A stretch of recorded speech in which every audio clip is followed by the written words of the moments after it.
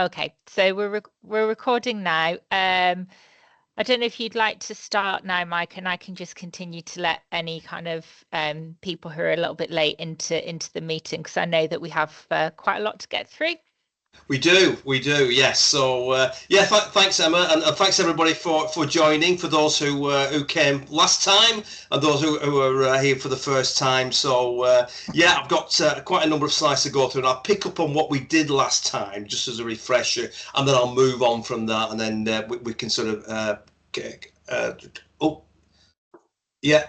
Right, okay. I've just got a little note up that said speak a bit slower. I think that's an AI thing, I think. I can't believe anybody would say that immediately. Although I did do a presentation a little while ago, and it was about an hour's presentation. After 10 minutes, somebody said, "Can I hurry up?" because they needed to get off. So anyway, so yeah, it's prompt to speak slower, so I will. That's great. Okay, so Mike Wilson, just quick bit about me again. People who were there last week would have seen that. So that's what I do. I lecture at York St John. I also lecture at Blackburn College, and I do lots of other things as well. I'm self-employed, so everything I do is I invoice for, or I send a timesheet in. And I'm also the chairman of a company in Blackburn that make donuts. That's Simply Donuts, and I've worked with many businesses over the last 30 odd years as a business advisor. That's sort of my trade, really. And I always like to put the interests and hobbies up, because I'm interested in what other people do, and it's good, particularly from a management perspective, that they understand or what their employees do, because it's a good conversation. And who knows, whatever their interests and hobbies are, the skills and knowledge that they learn from that, they may be able to bring into the workplace. So when I'm doing lots of work around employee engagement, we talk a lot about interests and hobbies. So those are mine. Yeah, some of the areas we're going to cover, we covered quite a bit of ground last week. I'm going to cover a bit more, obviously, this week. Commercial strategies for social enterprises, look at marketing. I'll probably do a little bit more of that next week. Customer profiling, again, that links in with the marketing. I'll probably do a little bit more of that next week. Strategic planning, we're going to do some of that today. Commercial opportunities, that's the theme right across the 3 sessions. Done some stuff on stakeholders last week. I can do a little bit more if need be on that, which is fascinating, the whole stakeholder engagement piece. And then creating values for customers. So today's mainly really, and do bear with me, you might feel it's a bit of a heavy session. There's lots to get through, but hopefully you'll find it useful. There's some strategic planning tools or models that you may be familiar with, but I think 1 or 2 you may not be, but we'll see. So it's interactive, and hopefully, and what I'll do, any of the templates that I'll use today, I'll send them to Emma so we can circulate those, some blank documents that you can fill in a little bit later on if need be, if you find it useful. Some practical tools and frameworks. The idea is that you do take something away from that, and it's as a result of being in these sessions that you can then do some action planning and some tactical stuff around making sure that you're benefiting from these. And performance measurements, I'll do a little bit on that, some KPIs, setting KPIs and achieving KPIs today as well. And I'll do some self-assessment tools next time, and that's about, there are some online tools about your entrepreneurship, your behavioural sort of traits, and some interesting ones that you can do for free as well, which is good from an individual perspective, but also from a team perspective or an organisation as well. So that's what we're going to cover. I've just put that up, really. I'm not going to go through those, but those are the types of things that we could cover if need be. So if anything crops up that we've not already covered that you'd like me to do, particularly for next week, the final week, then we'll do that. If there's anything specific that you'd like to get involved with, then we can do. I've got lots and lots of stuff, been around a long time, done lots of presentations and piece lots of things together, so we can do some stuff. And again, reflective practice, I'll probably do a bit of that next week as well. Emotional intelligence and reflective practice, think it's focusing a little bit more on yourselves rather than necessarily the organisation or your teams.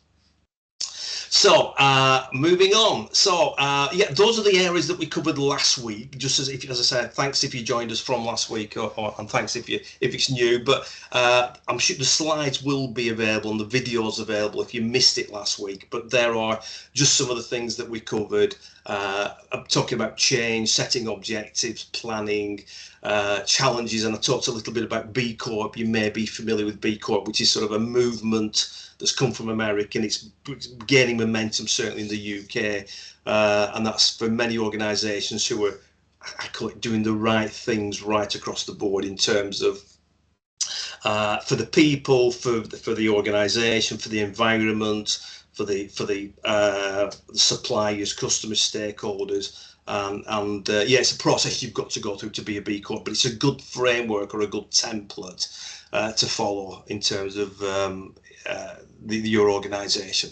We also did a little bit on stakeholders and SWOT analysis, strengths, weaknesses, opportunities, and threats, and then turning the SWOTs, having done that as an exercise, turning that into proper actions based on your findings, whether your strengths, weaknesses, opportunities, and threats. And then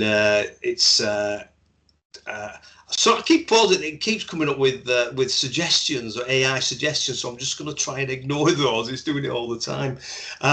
SWOT and TOWS was a planning tools that we had a look at last week. So I'm just going to follow on from that. So planning, and again, a lot of this will be based on commercialisation. So whether a social enterprise or not, it's looking at how you can maybe be more commercial or develop more products and services that you can take into the marketplace. You may be familiar with this. Originally, it started off many years ago as PEST. And then it moved on to Pestel, and now the latest version is Steeple. So again, it's just really another planning tool, and it makes you look a little bit internally in terms of what are we doing or what could we do to improve the way we operate and the way we market ourselves in terms of these sort of 7 areas. So yeah, socially, and I'm going to do some examples, some specific examples, but by undergoing this particular process, it's really good. It's just another step in terms of identifying internally what may affect the way you run your business and your organization. So it talks a little bit the social aspects, and I'm not going to read through those, but I'll do some examples. So social, technological, so are we embracing the latest technology? Are we aware of what's coming? What's already here, AI, ChatGPT. The economy, what's happening within the economy, and quite a lot at the moment, as is politically. So I always sort of try and keep up to speed on what's happening on the political agendas at the moment. Environmentally, also what's happening, what legal areas we need to focus on within our organisations, or we may need to focus on. And ethical, that's the new one. It was Pestle before. They've added the E, which is the ethical, which is absolutely right. And that's really where a lot of the B Corp that I mentioned earlier on, a lot of that, the processes around that come in. So that's a steeple analysis. So we can do a SWOT analysis, a TOWS, and the steeple is to some extent the next stage. So just to expand on that a little bit more, I've just done an example, for example, an animal welfare charity or social enterprise, and what the steeple would look like if you were to do one for that in real terms.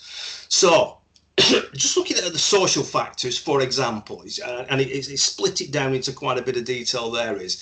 So look at social in terms of animal welfare, increasing public interest in ethical treatment of animals, for example, would provide a strong base. Trends, so what's happening socially in trends, rising number of pet owners. And again, you'll be able to sort of, if whatever sector you're in, you'll be able to get statistics around the market, whether the market's growing or not.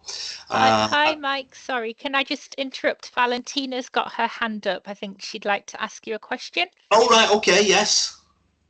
Thank you, Emma. Hi, Mike. I can't seem to see the slide if you're sharing slides. I can't put in the chat either. It might be on my end or you're not sharing slides. I just wanted to check if that's something to do with me or.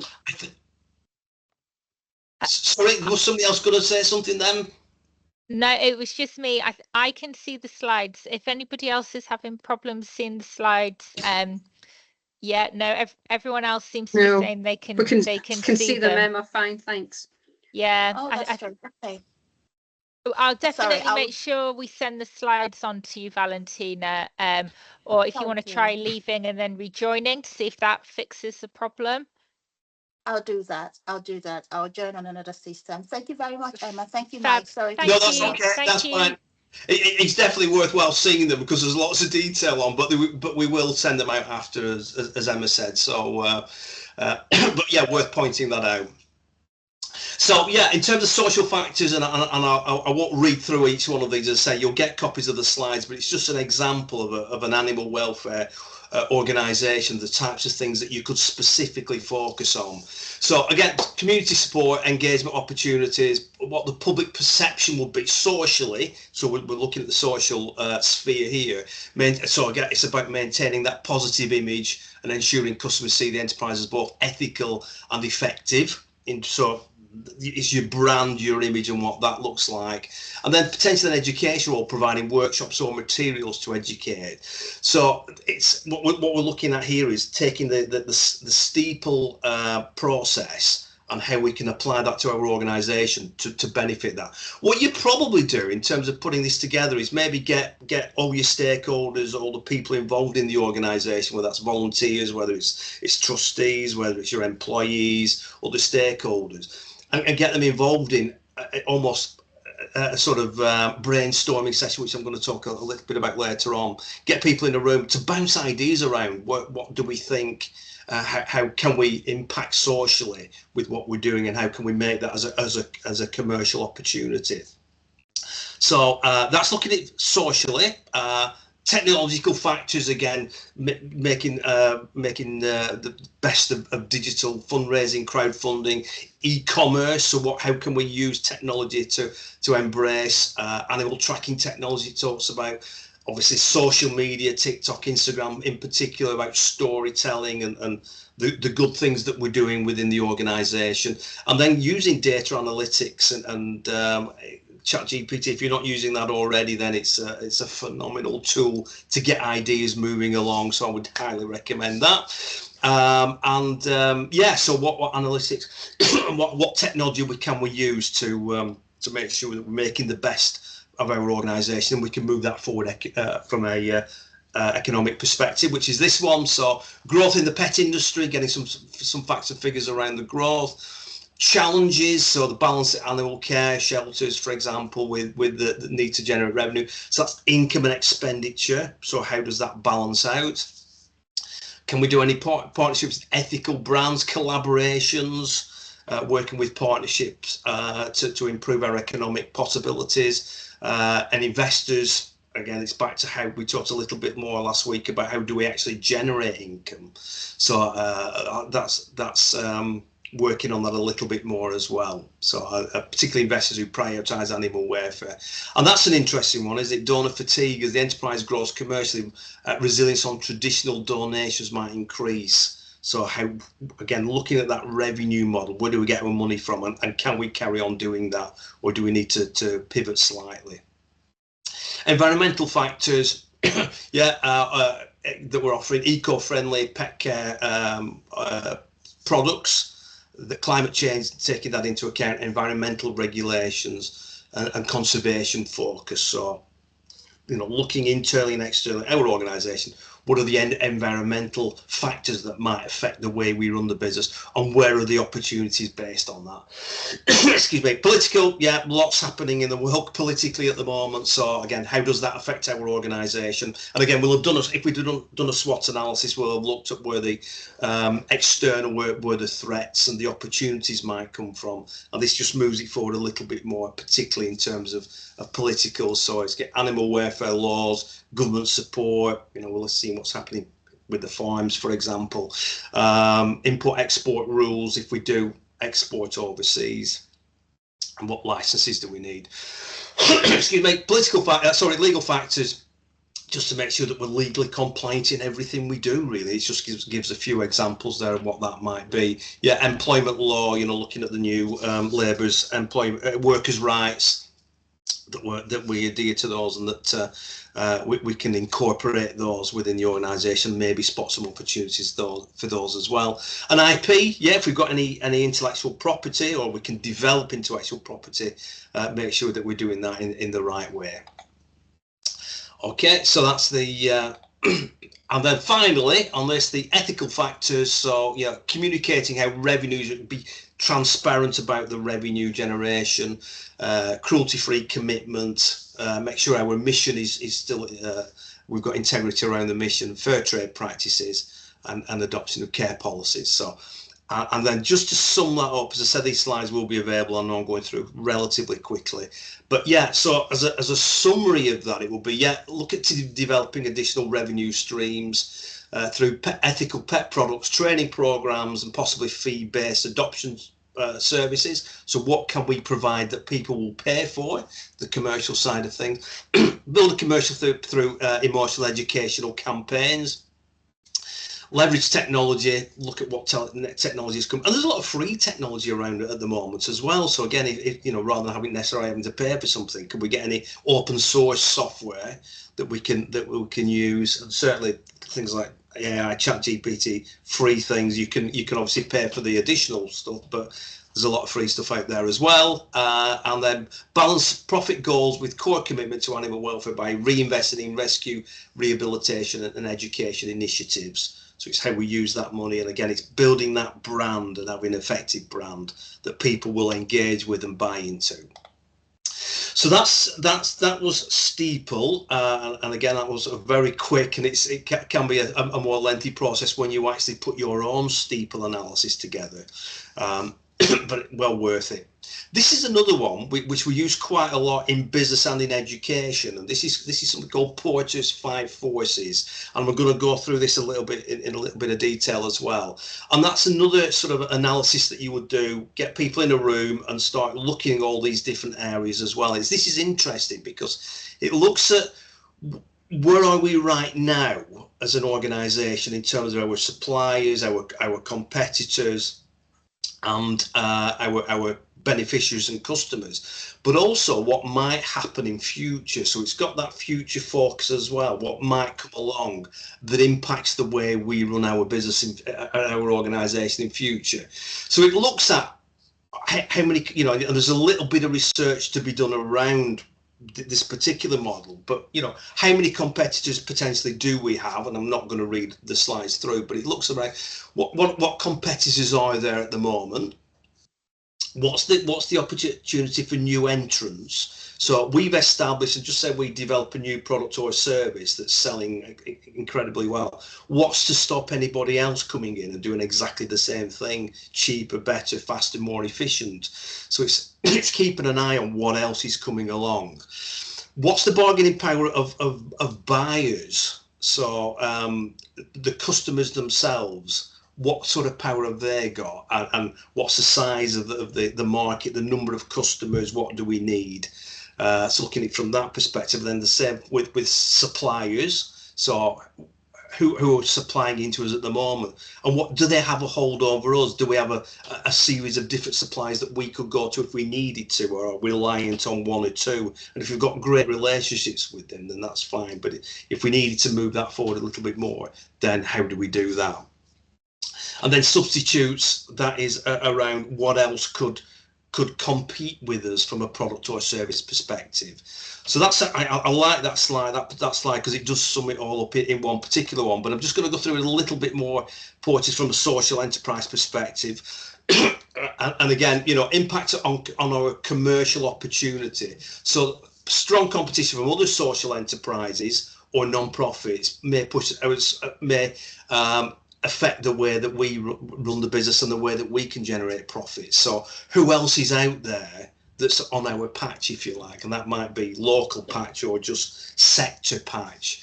But there are opportunities, differentiate through our social mission, attract customers willing to pay for premium or ethically aligned products or services. So it just makes you think a little bit more about who else is out there and what are their strengths. And generally in business, it's about not about competing on other organisations' strengths. It's more around what are they not that good at that we can compete with them on. So that's about the competition. What competition have we got? That's competition now, but who might come along. So we talk about barriers to entry. So what's stopping somebody else from coming into our space? So what are we really good at that somebody else might not be? So low barriers to entry stopping might mean the market becomes saturated. So if you normally see if a coffee shop sets up somewhere on the high street, 3 or 4 other coffee shops will set up as well, because the market's there, and they might even generate a little bit more of that market. But it's just, and how easy is it to set a coffee shop up, for example? So what are the things that we're really good at that would stop other people from being as competitive as us? So what's coming along in the future? And again, building on the trust, it says there, trust, reputation, the brand, the good work we've done in the future, in the past, and we're doing now, is a real strength for us. Suppliers, again, it talks about, so the impact on our potential commerciality might be they might increase their costs, and some of the things that are happening politically and environmentally and economically at the moment. Costs may rise. So what's the impact of that? If our suppliers put their costs up, what impact does that have on us? And if we're only reliant on certain suppliers, that leaves us vulnerable. So what can we do about that? But the plus side of that is building long-term partnerships, having that open and honest and adult conversation with our suppliers about how we can work collaboratively together and about sourcing ethical materials. So that's looking at the supply chain. And again, people who buy from us, customers demanding low prices. So on one end, we might have suppliers putting up the prices, but can we pass that on to our customers, and are they prepared to pay that? Might be an impact that might impact us commercially. Or they might expect low cost or free services, and it's interesting, not so much free service, but immediate services. So if I want something, I want it now, and the world we live in now it is that instant gratification, that if I want something, I want it sort of immediately. But again, opportunities, strong mission brand, and you've got a loyal customer base. And why would anybody else go to another competitor when you're doing the right things for them? So it's about what's the bargaining power of people who your customers and your beneficiaries and people where you get your income from. Why would they go anywhere else when actually you're providing that first class level of service? Excuse me. And finally on this one, again, Portage Fire Force, it's about threat of substitute. So what else could come into the market from either new entrants into that market or existing competition? So lower charge substitutes. Customers to pay for enterprise offerings. So what else is coming along? And substitutes may be more professional or commercially, might overshadow the things you're doing, but highlighting unique aspects of your enterprise, such as measurable social impact, quality, and can reduce the appeal. So, and again, it may stop other people wanting to compete with you on the products and services that you're providing. So that's Porches. Again, very quickly in these slides, hopefully will make a little bit more sense when we send them out. But that's another tool to focus in a little bit more on customers, suppliers, competitors, substitutes, and who may well come into the market once we've established ourselves. So in terms of planning then, those are planning tools, but looking at that, how do you normally plan? It's always good to think about, what's our plan and what strategies have we got in place for the next few years and beyond. So if you break it down, and I like to do this, short-term planning, excuse me, it's probably about 90 days. So what are we going to do within the 90 days? And we've got Christmas coming up, etc. But what have we got to do in the next 90 days? What are the key focus things we need to look at? So 90 days to 12 months tends to be short-term. Medium-term, 2 to 3 years, and I'm going to do a little bit of that. And then long-term, maybe 3 to 5 years. I know some businesses look at a 10-year plan, but really 10 years, there's so much going to happen with the next 12 months or in the next 90 days. So to do a 10-year plan, unless it is an exit strategy that you want to get out of the business in the next 10 years or so, then it's preparing for that. But so again, even is a 5-year, over 5 years, that feasible to do that? There might be reasons why you have to do that, but generally, if you're looking to really focus on things, 1, 2, 3 years is sufficient now to plan. Again, it may be that you're planning for funding and you're putting bids together, and they need to see what your forecasts are in future. So hopefully the next set of slides might help. So looking at the 90-day plan, just an example of what a 90-day plan could look like. And I tend to do these just on an Excel spreadsheet. That tends to work. But what we're doing is we're focusing on the top 3 in this particular case, 3 things that we absolutely need to achieve in the next 90 days. And this is as an example, subscription model. So this particular organization, they want to create a subscription model for existing service to generate reoccurring income. So rather than people pay for products and services as they're buying them, they set up a subscription. So that's what this particular organization wants to do. In order for them to do that, they need to buy some CRM software, client relationship management software, which will help them to manage the client side of things, sales, marketing, keeping records of customers and prospects. And then they want to issue a marketing campaign. So in the next 90 days, these are the things that they absolutely want to do. So then you move it on to the next thing in terms of to do. So these are the actions that they need to do. And you can see it's been color coordinated so that you can relate that anything in pink is to do with the marketing campaign, green is subscription model, and blue is your CRM. So I'm not going to read through those, but that's what to do. This is what we've actually got to do. This is what we've already, this is what we're on with. We're currently on with this, and this is what we've already done. So you can imagine every week or every couple of weeks, every month we're probably a bit too late, the management team get together, have a look at the 90-day plan, where are we, and then hopefully what you want to do is start moving things from the to-dos into the doing or beyond into the done. Then it can just show your progress. So it's quite an interesting one in that respect. It just keeps helping you to keep focus. And as it says there, subscription model, marketing materials to support sales activity. So again, as a management team, you get together, identify what the top 3 priorities are, and then what do we need to do to move things forward. And it's good to just refresh back on that. That's one example. Just give you a quick another example. I mentioned previously that I do work for a donut manufacturer, and we did this a little while ago. We do need to update it if I'm honest, but this was our plan. So it was to deliver the corporate plan to the management team. So as a board, we developed the corporate plan, but we needed the go ahead and the agreement and the engagement from the rest of the team. Communicate elements to the workforce, manage the restructure. We're looking to restructure and bring the next level of managers through. So he's looking at how we can restructure to enable that to happen. Some renovations needed also within the work to increase capacity as much as anything else. We're selling lots of donuts at the moment, so we do need a little bit more space and more capacity to enable us to do that. And then complete staff one-to-ones. We're very keen to make sure that everybody's engaged within the organisation.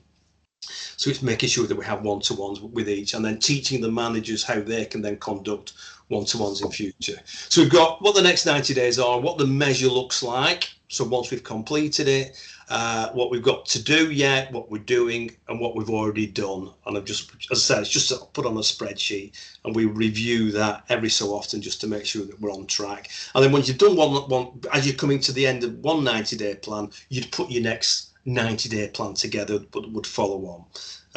And again, your priorities might change, or they might just be the same of that, or you're just expanding. So that's the next 90 days. Okay, now bear with me on this one. You may not have seen this before. It's something that was actually developed by an organisation called Winning Pitch that I worked for a little while ago. And this is all about, again, it's a great planning tool, and I'll send you a template of this that you can work on after the session. And this is really about KPI. So we talked about 3-year planning. this really is a 1, 2 and a 3 year plan, and it's just a nice visual way of putting this together. So I will explain this in detail on how to use these, because these are really powerful.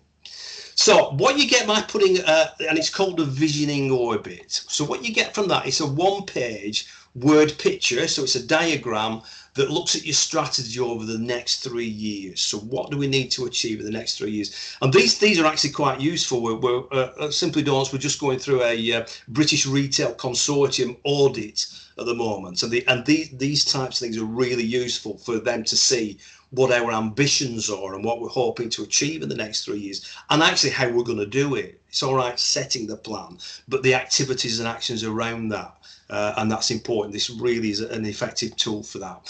So it would normally take probably between 1 and 3 hours to put one of these together. Again, it depends on the size of the organisation and the number of KPIs, key performance indicators, you want to put around that.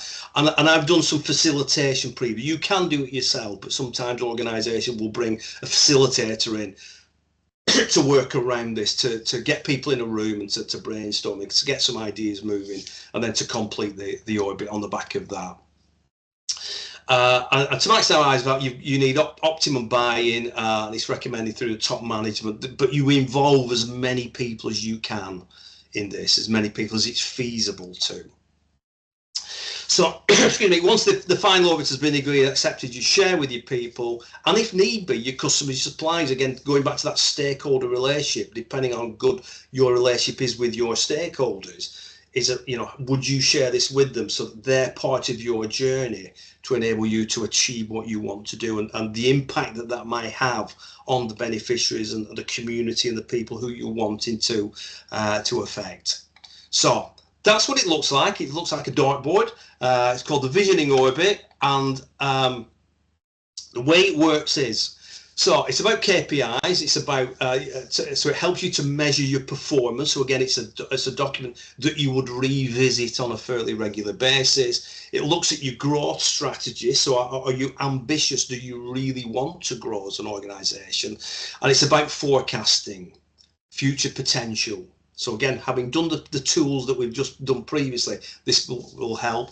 Yeah, team collaboration and consultation to reach the agreements. Helps you to understand your business, your markets, your teams, your stakeholders, and any particular gaps that you might have. So this is, where are we now and what do we need to achieve in future? So there is that little bit of a gap analysis we're going to do as well. So developing KPIs. So thinking about what you do now is, what are your key measures that you have? So what can you measure currently to enable so that you know how well you're doing as an organisation? Is it done on an organisation or departmental or team level, or all three? Why are these important? Why are these particular KPIs important to you? How do you decide what they are? So again, all questions, thinking around, we need to get the right measures in place. And so yeah, where do you get your data from? So have you got sufficient data to be able to piece together your key performance indicators? Where does it come from? And is there any other factors you need to consider? So you've probably already got things that you do measure. This tool just pieces it all together a little bit more. So what you do, so you decide, get between maybe 8 and 15, or probably at this stage, probably no more than 8 things that you want to measure. So these are your axis of your orbit, and they normally be, because it's things that you're going to measure, they're normally going to be numbers, percentages, ratios, things that are tangible. They don't necessarily need to be, but it's a good start if you do put some tangible things around them. And it's what's important to your organisation. So you might have already done, as I mentioned before, SWOT, TOW, PESTEL, Porters, any other tools that you might already have used. And to give you the things that you need to measure your KPIs. So that's what one looks like. So the idea is you put that around the outside. So this particular one, number of employees, the measuring the number of employees, because that might grow as your organisation evolves. Turnover, profit, funding, geography. Again, that's just a particular example. But choose specifically what it is that you may want to measure. Then these are just some examples. So again, you put them around the outside the outside of the axis. Just some examples of things that potentially you could use: turnover, net profit, customer satisfaction, the net promoter score we talked about a little bit last week, the number of customers, the number of markets that you're in, the market share you've got, if that's applicable, the number of employees, the number of employee roles, number of competitors. So again, it can be absolutely anything that's relevant to yourself. Those are sort of external measures, but you may want to do some internal measures as well: the number of incoming calls we get, the time to respond, some of the financial ratios, internal employee initiatives that you've got, employee costs. This one was from a care home, bed utilization, the number of beds. So again, it's relevant really to your own organization. And again, stakeholders you've got there. So from a social enterprise perspective, these potentially may be some of the things that you can measure: number of beneficiaries that you serve, improvement metric. Again, I'm not read them all, but just some examples there. Volunteer retention rates, return on investment for your fundraising activities, revenue growth rate, the actual revenue itself that you generated, the number of income streams you've got. So different things in terms of what you can measure. I thought I'd do just an example. So and I think we may have somebody in the room who provides well-being training. So I just thought that was quite a relevant one. It's got well-being and there's a social enterprise element to that. So it might be you might measure the number of participants trained, the improvement in well-being scores based on the training, retention rates. I'm just picking one or two out. Cost per participant, revenue growth rates, earned income. So it might, by engaging in that sort of training and development, these are some of the things that we can measure to show the impact. So once you've got the outer ring, you know what you're going to measure. The idea then is, look at where are we now. So we know what we're measuring, but what are the stats? And again, they might be percentages, ratios, numbers, a metric. Have we got the information that we can put within the inner ring for each of those? And I'll show you one right at the end, which hopefully bring it together. So we start now. What have we got right now? Then what we do is move to the outer ring. So if our turnover, let's assume our turnover is £50,000 now. In 3 years' time, we want it to be 1 million, for example, or 200,000, whatever we feel in 3 years' time we need that to be. And then you go around the circle and put in on the outer ring. You've already got what you've got now, but what do we want that to be? So if we're going to turn over 100,000 and we've got 2 staff now, how many more staff will we need to enable us to get the 100,000? For example, I'll show you an example at the end. So, and then put the details in. Then what you do is you move into the inner ring. So it's in 2 years' time. What does that look like? So if we've got £100,000 in and 5 staff, in 3 years' time, with £75,000 and 4 staff in year 2, and the impact that has on everything else that we put around the ring. So that's in 2 years' time. Then we bring it in to what's it going to look like next year. And this is our focus. This is the key thing. So what do we want turnover, or the number of beneficiaries served, or the income that we generate to be in 12 months' time? And that's within the, so we put that within the circle as well. So for example, what it's saying is, if we wanted to increase our turnover by 25%, how many staff will we need? What are likely profits going to be? Will we need any new products or services? Will we need to build any other capacity to enable us to do that? Will we need any more technology? And what will the average spend per client, for example, be? So just to put that into context, and again, they are very personal, and it's entirely up to yourself what you have on your outer ring.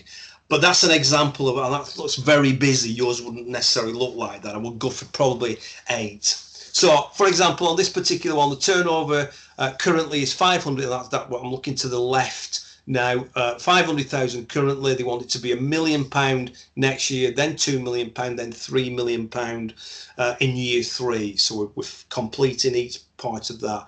What that means is that our profits now are 100,000 on £1 million turnover. It's going to be 400,000, then 700,000, then 1.5 million profit, etc. So, and again, number of nurses we're going to need, number of premises we're going to need, what our market share would be. So it's just focusing a little bit more on making sure that we know what we're measuring, what the key measures are. We've got the data now and what we want it to be in 3, 2 and 1 year's time. And it's that 1 year, the figures around the 1 year that we really start to focus in on. And I'll talk about a tool that does that fairly soon. So I'll send you a copy of this. So on the outer ring, you can start putting your measures in there. I haven't got a clever addition that'll help you to put the facts and figures in the inner ring. So what I normally do is print it off and just write them in. And again, it's just another way of planning. So hopefully that was all right. Any questions so far while I have a drink?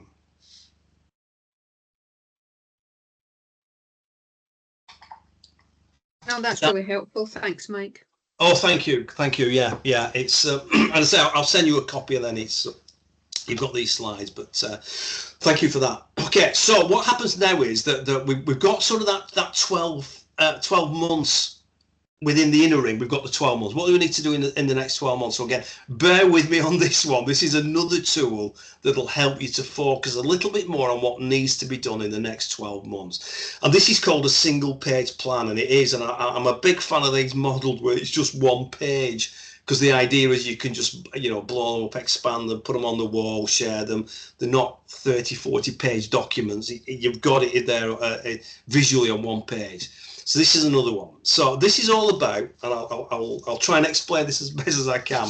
That's sort of what it looks like in the end. So what we're looking at is, what are the key priorities for the business? And that's down the left-hand side, and that's called the what's. What do we want to do to grow the business? And then across the top, you've got the how's, which is how are we going to do it? So that's the specific actions we're going to take to achieve our what's. Hopefully this will become clear. So that's to some extent what a completed or half a completed one would look like. And that's another one. So so down the left hand side where it says VF, that's called the vital few. It's basically priorities. Rather than have from the orbit 8, 10 or more things we want to focus on, we're now drilling down into the 4 really key things that we need to achieve over the next 12 months. So that's just an example of what one would look like, and I will explain each bit in a second. So the way you prepare this, normally it's done about 1 to 3 days a week after you've done the orbit, so then it's still in mind. It talks about the vital fews, the breakthroughs, the what's and the how's, what you need to do and how you're going to do it. Again, a couple of hours maybe, and it can be facilitated, but generally you probably do this yourself. Again, include top team to maximise value and buy-in, and start by reviewing your orbits or anything else that you've got, really, any other planning tools that you've used. So you're capturing ideas on a flip chart before necessarily committing to the plan. Idea being is, what is it that we want to try and measure? I have a question, if you don't mind. Yeah, Mike. absolutely. Is that okay? I'm just wondering, would you then use this to kind of go back and kind of refresh or relook at your original business plan as well, so that you're keeping them all kind of fresh and in line with each other? Definitely, yeah. I mean, you still have a business plan, but this sort of puts it into one page. I say it's not multiple documents, but again, you would definitely review this on a fairly ongoing basis. And what it does do is, where you've got the green, amber, red, that helps you to identify, similar to the 90-day plan where it was to do, done, doing. It's a little bit like that, where you can review just by looking where we're at. So absolutely go back and refresh what you've already done, and if you wanted to put into this particular model, then you absolutely could do. Thanks for the question. That's Emily. great, thank you. it does work really well from that perspective. So from the planning on any other business tools you've used, and as Emma said, any other planning models that you've got, any business plans you've got, have a look at that. And then this is, again, what I've done is, what we wanted to do is down the right hand side, you're picking 4 of the priorities. And I've just put a few there, just some examples. 50% increase in sales to existing customers, break into the medical market. So again, these are just what I've picked over the years of using this as a tool, what some of the clients, what their key priorities were. So you've got some examples there, and of course you'll have your own. So specifically, for example, from a social enterprise perspective, it might be, we want to improve our volunteer retention rates, for example. We want to increase the number of beneficiaries that we serve. Want to increase total, of course, we want to increase total revenue. So these are the priorities. Engage more with stakeholders. So how do we do that? So as a collective, we've been in a room, we've identified these are the key things we need to do over the next 12 months. And again, just a little bit on what that looks like. So bear with me on this. So for each of the 4 that you've identified, you would select 2, or you come up with 2 specific actions that you're going to do that's going to help you to satisfy that particular what. And this, we're now looking about how you're actually going to do it.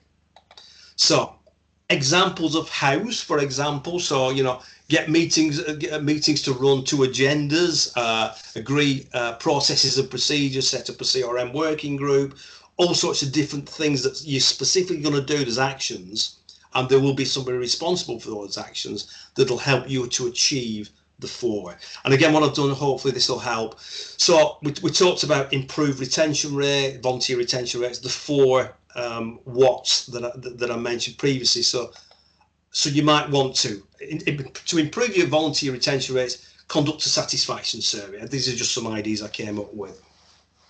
I've just done 1 for each. You'd actually pick 2 for each.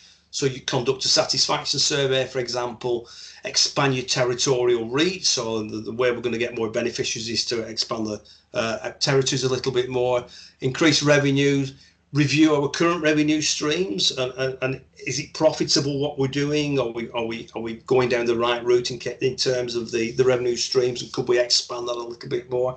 Folks, where's most of the revenue coming from, and do we do more of the same?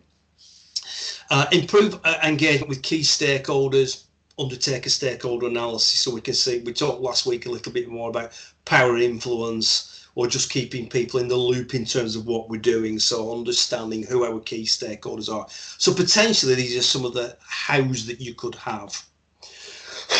So what the example I'm going to go through now is more based on an employee engagement. So it's an organisation we work with, and it was about how they can improve their employee engagement. So that can be within any organisation, and it can be how you can engage more with the volunteers, your trustees, your key stakeholders. So it's an engagement strategy. This is a bit more for internal, but but it's just to demonstrate how this works. So down the side, they've identified that the vital few, the key priorities are: seek opinions from my team, because they've not been doing that; conduct regular one-to-ones, because that's a little bit some teams have been and some teams haven't; develop training plans, so let's find out what people need in terms of the training; and improve communications. Every time we do an employee engagement survey, that communication comes up. Communicated too much, not enough, not told what we need to do, etc. So what we've done here is, so for the first one, seek opinions from my team. A couple of the actions, we're going to have daily huddles. So every morning at 9 o'clock, when everybody gets in, we're going to have 10 minutes. How's everybody today? What's on the agenda for today? Did we complete what we set out to do yesterday? Does anybody need any help? Boom, daily huddles. And then we're going to develop a suggestion scheme. So because we haven't got one, and we haven't got the wherewithal or the methodology to get new ideas from our people. So we're going to develop a suggestion scheme. So in order to seek opinions from my team, we're going to have daily huddles, and we're going to develop a suggestion scheme. And the measures that we'll get from that will be any actions resulting from the daily huddles, and we'll have a suggestion scheme in place. So we're identifying what we're going to do, how we're going to do it, and what the impact of that will be. Similarly, looking at the next one, conduct regular one-to-ones. We're going to diary weekly sessions with each person. We're going to create a discussion document. And the impact of that will be that they're booked in and the document will be created. So we're looking at, this is how we're going to achieve conducting regular one-to-ones. Next one is developing training plans. So we're going to review job descriptions, and we're going to identify and record skills and gaps with every team member. We're going to update the job specs, and we're going to do a training needs analysis. But the training needs analysis will be the measure that we've done it. So we're now starting to build a list of things that we need to do in order to achieve the objectives that we've set down the left-hand side. And finally, in terms of improving communications, we're going to access current communication routes, assess them, what do we currently do to communicate, and we're going to consult with the team for the best communication strategy. How would they like to be communicated to? So we're going to, which is unusual. So we're going to ask them what would they prefer. And again, that might be a generation thing as well. Those older ones, it's just ring me up, it's fine. The younger ones probably not so, and that might be through WhatsApp or through a more of a technological communication method. So so the idea will be, the measure would be a communication audit and a new communication plan. So that's what we've got. So the next thing you do is select a champion, and this is the person who's going to be responsible for each action, not necessarily going to do all the actions, but it's up to them. They'll report back, how are we going along with a particular action. With the tangible measure we've started to do, give it a date. And then this is the key bit, is if it's completely relevant to one of the stuff at the top, if that's completely relevant to the ones down the side, you give it an asterisk. If it sort of contributes towards it, but it's not essential, you give it a 0. So that would look like that. So going across the top, seek opinions from my team. Obviously, the daily huddles and the developer suggestion scheme are relevant because those are the two we've selected for that particular one. But going across, and I won't go through it in detail, it's just an example of how it would work. So the ones with an asterisk actually would also impact on seeking opinions from my team. So if we assess the communication, the current communication routes, for example, that will still help us to seek opinions from our team. So that's what you do. So that's the next exercise. You put zeros or asterisks against each one of those boxes. And obviously the second one will be, create regular one-to-ones conduct regular one-to-ones. Clearly that's around the P3 and P4 because those were the ones we set against it. And you carry on doing that across that. So it looks like that. So we've done that. We've done what we're focusing on, what are the priorities, the vital fews. Across the top is how we're going to do them. And then we're rating how important each action is to the achievement of that goal. So then what we do is look at the red, amber's green. So where are we with it? So have we done it or have we not done it? So we're on with it, we've started it, or we haven't started it yet, and just give it a rating. And that's just a totally different example of one that we've used previously to give you an idea. And that's another one. This was a lady who was what we call a busy board, which was for children. I think it was from the ages of something 6 months to 3 years. It was a board that you screwed to the wall, and it was to improve fine motor skills. So that children could tie laces and play around with different things, etc. So she was looking to develop that, and we put a little. We did the orbit. We put a little single-page plan together, which was she needed a business plan, identify expenditure and resources, identify a legal entity. Did she want to be a limited company or a sole trader, and then to start trading. Of course, some of the issues around that were around health and safety, as you can imagine. But again, it was a useful exercise to do.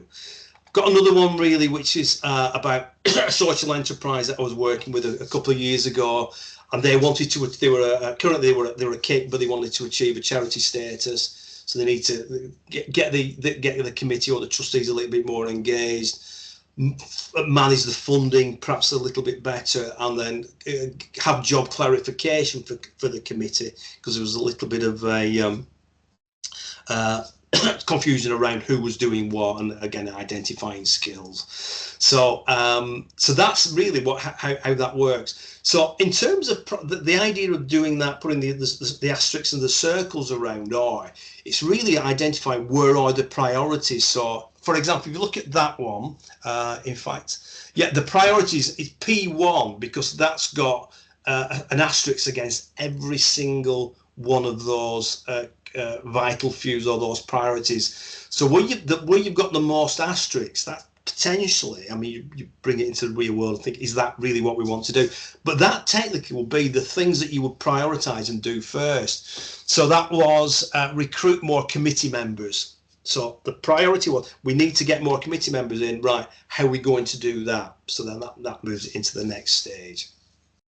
So hopefully that's a fairly useful exercise. And again, you're looking at the start of the asterisks and the zeros. And I will send you out a blank copy of one of those that you can complete, a sort of a Word document to complete. So once you've done that, and I'll briefly go through this, the next bit really is having identified what we need to do across the top, we can break it down a little bit further into an action plan that looks like this. So what's the goal?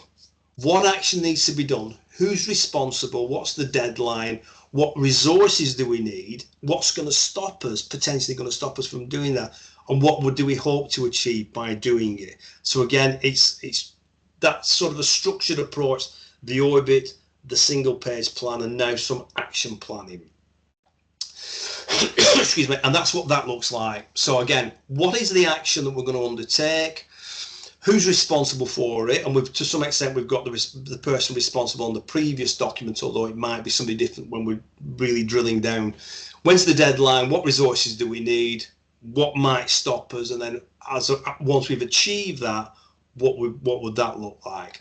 And just to give you a bit of an example of one, this was this was collect feedback on client happiness. So this was, again, it was more of a customer satisfaction survey type approach, how happy are customers with what we do with them.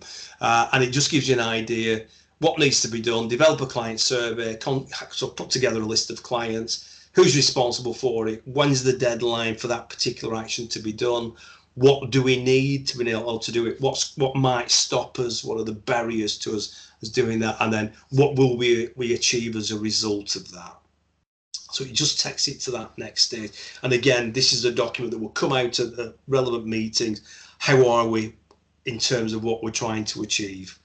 So the person responsible would report back. So that's that. I hope that you found that relatively useful. I know it's probably a bit heavy if you've not seen that before, and I must admit it's easy when we're in a room and we can actually start going through it in real terms. You know, think about what would your top 4 priorities likely to be. What are likely to be your KPIs that you measure within your organisation? We could probably explore that a little bit more to get that. So hopefully that was useful. Any questions thus far on that?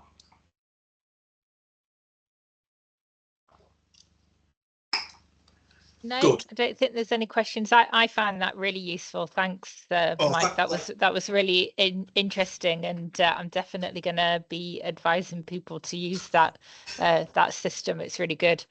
It is, and when you do it for real, it obviously makes more. Sorry, go. No, just saying, I agree. I think some of those templates are just a useful guide for people, and you can populate it as much or as little, but I think it's a good template guide. Thanks, Mike. it keeps that discipline as well, doesn't it? You've got that discipline, that accountability, and it's real when you actually do it for your own organisation. It means more. So it's interesting. So no, thanks for that. And again, any questions at all on that? As I said, normally we would do that in a room and we'd go through it, but hopefully that was useful. What I wanted to do also was, sorry. Yeah.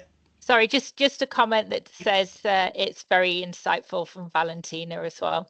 Oh, oh, you can see now. Brilliant. Yeah, you've got the slides. Excellent. I'm pleased. Thanks for that. Okay, I just wanted to move it on a little bit more from that. And this is sort of problem solving to some extent, generating ideas, because of course the thing about being commercial is coming up with ideas. So we've looked at all the different planning tools we could possibly use, what's happening out in the marketplace, and what are we currently delivering, and can we improve on what we're delivering, and pivot or generate new ideas. So I just thought I'd go through. I did talk about this when I did the original session a few months ago.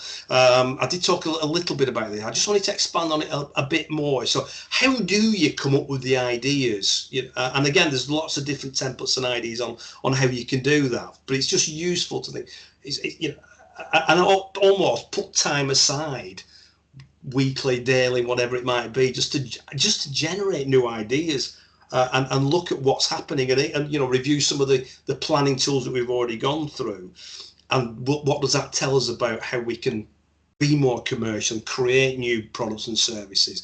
So just a couple of quick ones here. Positive questioning, and that, again, we're sat in a room, it's asking a positive question. So excuse me. So what are we really good at the moment would be a positive question. So it's just a case of asking questions in very much in a positive manner.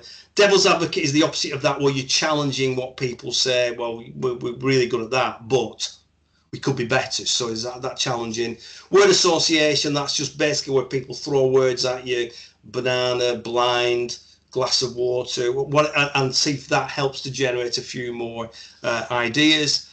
What if X did it? So what if Elon Musk did it, or what if Jeff Bezos did it, or Richard Branson, Homer Simpson, Batman? What if they did it? What would they come up with, thinking the way that they think? Scamper, I'll come to in a second. Traditional brainstorming, which you're probably familiar with. You sit in a room and people just bounce ideas around. There's no such thing as a bad idea. Here's the issue. How can we build our brand more effectively? For example, let's get as many ideas as we possibly can, which is traditional brainstorming. Reverse brainstorming, I think, is more interesting. You're more likely to get more ideas by that. And I always use how can we improve our customer satisfaction? Would be a traditional brainstorming question. Reverse brainstorming, how can we make our customer satisfaction the worst it could possibly be? And then if you think about all the really bad things that you could do to be bad, to be terrible at customer service or employee engagement, and then once you've got your list of that, and people tend to come up with more, because that's the way the human brain works, we think more on the negative side of things, and then you just reverse it. So let's be excuse me, let's have the worst possible customer service that we can ever have. We're rude to staff. We employ staff and don't train them. The environment's dirty. We charge people too much and they know it. And again, you just flip that, and that's the opposite of what you could do. Route mapping is a little bit like your satellite navigation, in that that's where we want to get to. So we're clear about that. This is where we are now, and what does that route look like to actually get there?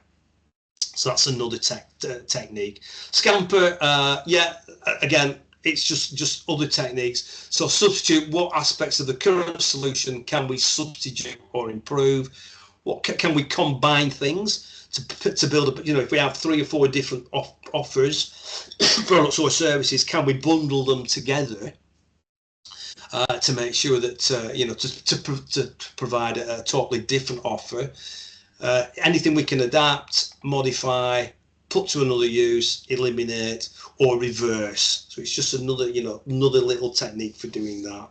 And I mentioned I was on a training course just before COVID, I think it was 2019, which was a leadership program for social enterprises. And one of the things we did that was growth generation tools. And again, just some examples there. The slides will be available. You know, what are we currently doing really well that we could develop further?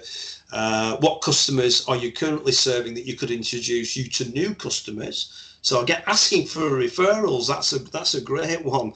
You know, if you're satisfied with our service, is there anybody else that you know of who would also be interested in what we do? Use of technology we've talked about, and what could you do if you're not worrying about failure? So again, just different ways of thinking about things, and just using those as a bit of a template to generate new ideas. Excuse me. So, has anybody heard of De Bono's 6 thinking hats? Put your hand up if you have. Why have a drink? Excellent. ST has. Thank you very much. I'm a big fan of this. We use this quite a lot, and we teach this to some of the students at the uni as well, in terms of thinking a little bit more outside the box. It works better if you're in groups. You can do it it doesn't work really as one person, but if there's 2 or 3 or even more of you, at least 6, this works really well from an ideas generation perspective. And the idea is that everybody within the room wears a different coloured, a metaphorical coloured hat, and I'll go through each one in a second, and I'll give you an example of how that might work from a social enterprise perspective. And it's great for problem solving. We've got a real issue. We're losing lots of customers. We're not making as much money as we should be. Our training courses aren't as effective as we thought they might be. Or it's about generating new ideas. How can we be more commercial? You know, why are our competitors better than us? Whatever the question or problem is, this is a great way of solving it, and it actually gets you to know a little bit more about the people you're working with, whether they're your staff, whether they're your stakeholders, your suppliers, and again, you can use this technique with anybody who you trust and who you believe will come up with the ideas. And it also tests a little bit also about people's own behavioural techniques and the way they think. You know, are they a half empty type of person, a glass half empty or half full, positive? You know, when they wake up in the morning, what are they full of life, or you know, are they still full of life when they leave work at 5 o'clock or whenever they leave? So it gets you thinking a little bit more about the people who you're working with as well, and you can sort of exploit in the nicest possible way this particular technique. So this is about 6 metaphorically coloured hats. The first one being white, a white hat, and that's about logic. So drawing on factual evidence to examine the issue and propose solutions. So we've got the question. It might be, how can we become more commercial? Might be the question we're looking at. So somebody's metaphor. I mean, you can buy different coloured hats if you want, but metaphorically, somebody is wearing the white hat. That's the red. That's a red hat, and it's come out orange. Listen to their intuition. So this is about people who express their emotions. So this is the emotional side of it. So somebody sat with the metaphorical red hat or orange hat on, and they're only interested in emotions. What are people feeling right now? Green hat, they're only thinking about alternative solutions. So they're creative. They're the creative person. How can we? And again, you might put this hat on to somebody who generally doesn't necessarily think themselves as being creative. But once they've got the green hat on, they have to be, because that's their role. The next one will be the yellow hat, optimism. So they're always looking at the positives of it. Yes, how can we be more commercial? Yes, if we're more commercial, we can do this, this, this, and this. And I'm going to give you some examples. So they're the optimism. So the yellow hat. Black hat, pessimism, a little bit more opposite to the yellow hat. But if we do this, and sometimes you need that person in the room, the objective person looking at some of the difficulties, the challenges, the problem. We can't do that because, and sometimes that's right. And then, excuse me, the blue hat is the person who's sort of leading the discussion, who brings it all together, who moderates it all. And facilitates the session, if you like. So they've got the blue hat. Now, what you can do, again, depending how much time and how much effort you want to put into it, is swap the hats round. You might think, right, well, everybody's got the different coloured hats, and if you've got the blue hat, you would select who you think should have the different coloured hats. And again, that's why you might think personalities might come into it. That's quite useful. And then you might swap hats around. You might do a session, it might last an hour or so. Do a session, and people have got different hats, so they've got to think differently, and you will get different opinions and different ideas coming up. So it's a brainstorming session, but it's a bit more focused, and it helps you to control and manage it a little bit more as well. And by doing that and swapping hats, you will get much more detail as well. So thinking about that, how can socialize? How can the question being how can we be more commercial, which is what we're talking about. So the white hat. So the person sat with a white hat on might think, right, facts and figures, information. So what data have we currently got? We need the data. So they'll start talking about the data. And again, with some of the models we've used today, with the orbit and the single page plan, you're starting to collect some of that data. So what current data have we got? We've got funding sources, revenue, we know the operational costs, we know what our break-even points, return on investments, for example. So understand the organization's competitive landscape, target market. So going back to that, who are our competitors? The Porches 5 Forces, if you remember, on the competition side of things, how many competitors are there? What are they doing that we aren't? So there's a little bit of a list there. Where are the gaps? So again, the gap analysis. So that's what we've got now. That's where we want to be. How do we fill that gap? And that's to some extent where the single page plan comes in useful. So the white hat person is saying our current funding sources rely on grants and donations, which for example, which cover only 70% of operating costs. We have a small product line with limited reach. Competitors in similar sectors are moving towards sustainable business models and diversified income streams. So that's white hat has come up with that as a thought process. Red hat, so emotions. How are people feeling right now? So if we did go commercial, what do you think about that, and what are your thoughts on that? So it's the emotional side of things. So discussion any hesitations or fear about becoming commercial.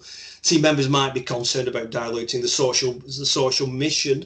We talked a little bit more about that last week, about the impact of becoming more commercial and what that might look on to the brand. So they're considering the emotions. Sentiments from stakeholders, what do they think as well, donors, get people involved and talk about them. There's a concern among the team that focusing on revenue generation might divert resources from our primary mission. That's a really good point. Donors might feel uneasy if we appear to prioritise profit over purpose. However, some stakeholders feel excited by the potential for growth and self-sustainability. So again, the emotional side. Black hat. Right, yeah, no, what are the risks? Drifting from our core mission. What if we did that? We wouldn't get funding for what we're really good at anymore. Financial risks, we might put too much time and effort into creating this commercial opportunity that might not arise. Operational risks, strain on employees, strain on people within the organisation and outside the organisation. So they're looking at it from a more pessimistic, but it might be realistic view. If we expand our product line to appeal to paying customers, we risk spending less time on core programs, and if the revenue fails, if the commercial opportunity fails, then it'll set us back and actually put a lot of time and effort into something that's not worked. So it's something else to consider, but looking at it from a different aspect. Yellow hat optimism, yeah, that absolutely, it's going to be great. What are the potential opportunities of becoming generating more income? We can expand our core services once we've got that income in. Greater flexibility, we can employ more people, we can serve more beneficiaries, we're more sustainable, we're going to be around for a lot longer, that type of thing. So that's sort of the yellow hat. Oh, I don't know what's happened there. The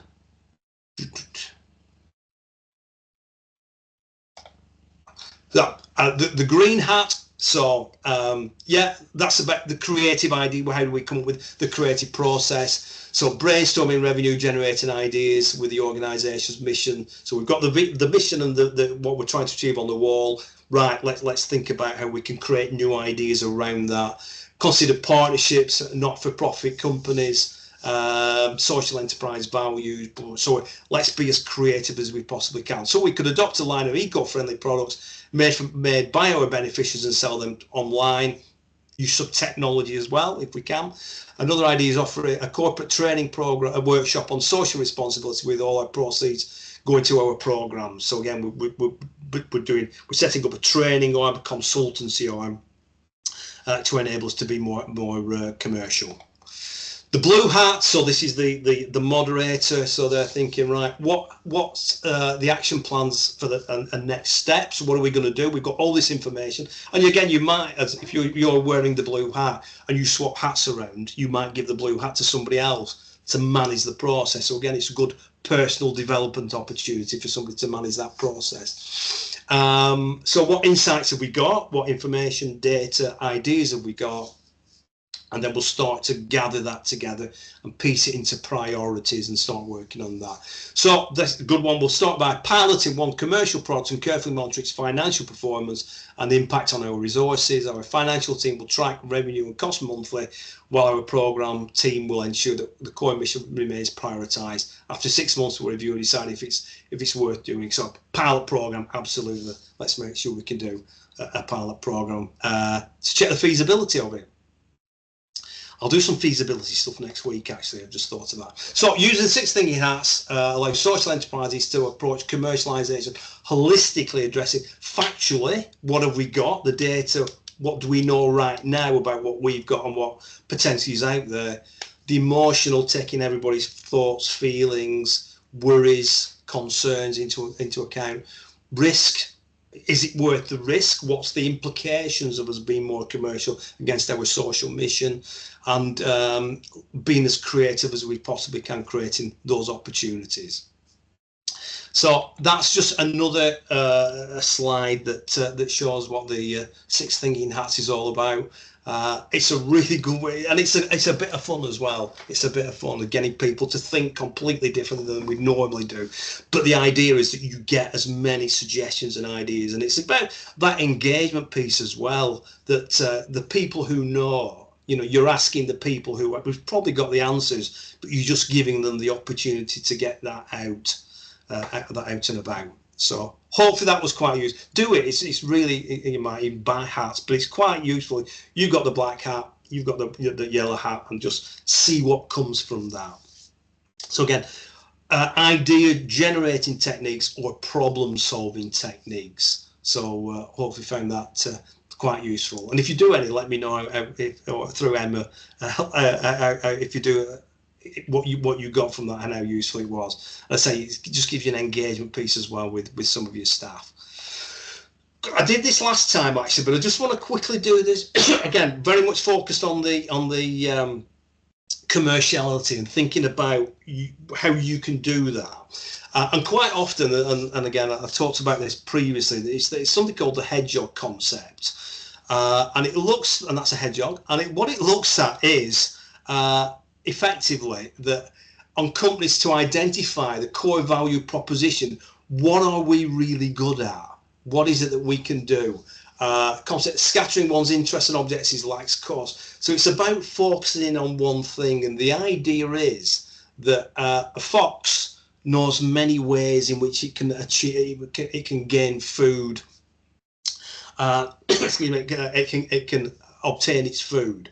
But the hedgehog has only got one defensive mechanism that it uses, the hedgehog concept, and of course that's to curl up into a ball, which stops the fox from eating it, so the fox will go off and look for something else. So it's focusing on what you're really good at rather than necessarily trying to come up with too many ideas. So the idea generation stuff we did is great, and the De Bono, for example, gives you lots of ideas, but you might just drill it down. Let's think about what are we really good at and just focus on the one thing that we can get to market right now. And that might be the basis of your your de bono or your brainstorming sessions about what's the one thing that we're really good at that we don't sell into the marketplace yet, but potentially we could.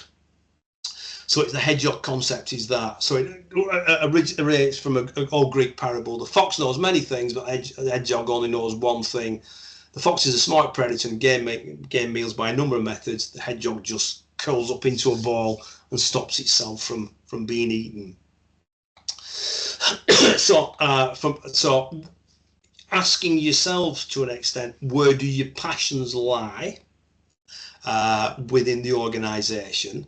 What skills, what have you got currently, skills, knowledge and expertise within the organisation that you could utilise? And again, I talked before about, understanding people's interests and hobbies, and what skills have they got, or contacts, networks from their interests and hobbies that they can bring into the workplace to help us to develop more of that commercial offering. And do the activities relate to our passion, allow for a sustainable business model? So gathering all that information together, what skills we've got, what passions we've got, what we really want to do, does that allow us to develop a commercial model or a commercial product? And are there any overlaps between passion and skills? So yeah, and I talked about sort of my hobby. I didn't do it last year because I was too busy, but I'm a cricket umpire. So there's lots of things you need to know to be a cricket umpire. The rules of the game are a given, but there's things like working as a team with your fellow umpire, with your scorers. There's working with the captains. So that they're clear about what your expectations of how that game's going to play out, from a discipline perspective. And then it's about managing the game, understanding when things might just start to go a bit wrong if somebody's on the wrong end of a decision. So, managing the whole process. So what skills could I bring in to enable me to be more effective in the workplace and potentially come up with a commercial idea? Excuse me. And then it's about assess against current strategy and adjust accordingly. You need to communicate your new strategy to your organisation. So yeah, we're developing a new strategy that's going to make us more commercial. How does that align with our current strategy? So 5 minutes left of the meeting. So he's just told me, and it is. So that again, the hedgehog concept is worth thinking about. What are we really good at? And is that something that we can exploit and move forward a little bit? What I want to just talk about finally is this, and you've all seen this. This is sort of Maslow's hierarchy of needs, and I think that comes into play in many ways. And when I'm talking to new entrepreneurs, we always look at this and thinking the product or service that you're going to introduce, or the business that you're going to set up, which of these factors does it actually tick the box for? Is it the psychological need, or are you helping people to achieve their self-actualization? Is it safety? Is it belonging? So, and it might not be as straightforward as mapping it directly against it, but thinking about what you're looking to offer, does it hit any of those? Because again, from a sales perspective, if you're not hitting any of those factors, then people wouldn't buy. So people buy from emotion, from a need, from a status. There's reasons why people buy certain things. And where does the product, the service, the business, where does that fit into that in terms of Maslow? And I always think it's good to revert back to that, thinking, because it helps also with the marketing and the sales processes to some extent. How do we market what we're looking to do? Now we know which factor and how we're going to help to alleviate somebody's pain or give somebody a gain, and I'll talk a little bit more about that next time. And I just think that's quite useful. Emma, you've just appeared, so 4 minutes to go. So I'll just put my there. So if there is anything at all that you want me to cover on the next session, I'll be putting it all together. I've got lots of slides anyway. I'll be putting that together over the next few days. So if anything specific you want me to readdress or anything new, just let me know. Emma. That was brilliant, Mike. It was so useful and insightful. I loved the hat thing, and I think we should try that in our own team. Actually, I think I'm going to suggest that because I really like the idea of kind of giving people a challenge of different ways to think, because I think I can tend to be quite pessimistic. So if you tried to get me to be the optimistic person, I think I'd find that quite difficult. So yeah, I quite liked that. I thought that was really good. Does anybody have any questions they'd like to ask Mike in the last few minutes before we finish the session? No, thanks very much for organising, Emma, and thanks, Mike, for your input and insight. Yeah, some really useful tools there, so thank you. No problem. No, but as I say, I'll make the slides available, and I'll send some of the templates across as well. That's amazing. Perfect. Thank you so much. I'm going to stop recording now. There we go.